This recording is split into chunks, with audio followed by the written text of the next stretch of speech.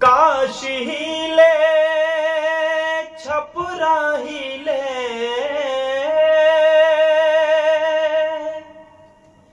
काश हिले छपरा हिले, कलकत्ता हिले ला हो तोहरी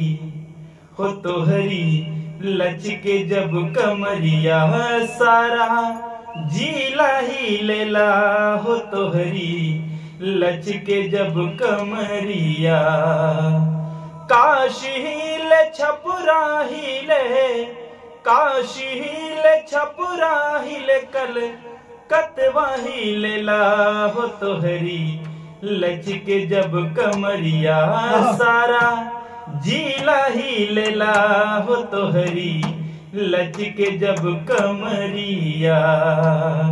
और का हिलेला भैया, मुंशी पटवारी हिले, हिले ला थाने दरबार, क्या बात है, हाकिम का कुर्सी हिले, हिले ला है जहनवा तोहरी जब।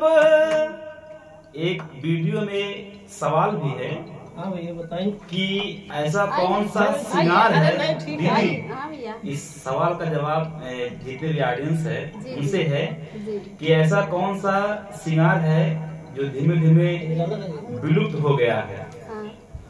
तो इस गाने के लास्ट में बता दे रहा हूँ मैं, लेकिन इससे पहले आपको सवाल का जवाब देना जरूरी। कहना क्या है कि तोहरी जब झुलनिया हिले, आजकल झुलनी का डिमांड कम हो गया है, बहुत कम हो गया है। कि तोहरी जब झुलनिया हिले है, जियरा हिले ला हो तोहरी लचके जब कमरिया, सारा जिला हिले ला हो तोहरी लचके जब कमरिया।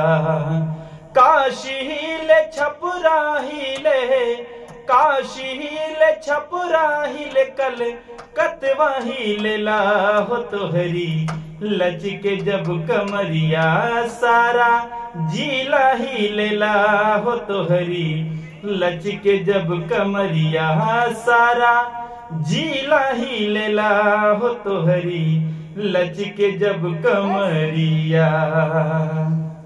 भाव लागल कैसे भैया? हाँ भैया बताइए। किया अंगूरी में डसले बिया नगिनिया हो ननदो।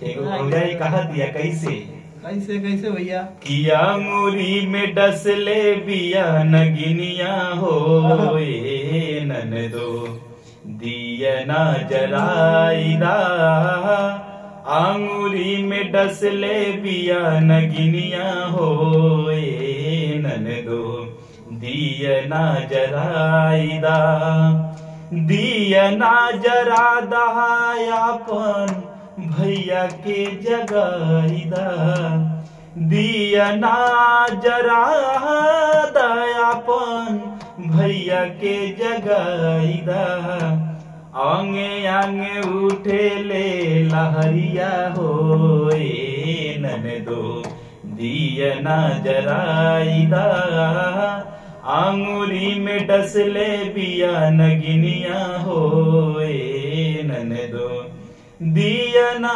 जराइदा। बहुत बहुत धन्यवाद। बीच में आपको ऐसे कर देना चाहिए था, जब नगिनिया कर ऐसे कर। कैसा लगा गाना कमेंट में जरूर बताइएगा आप लोग।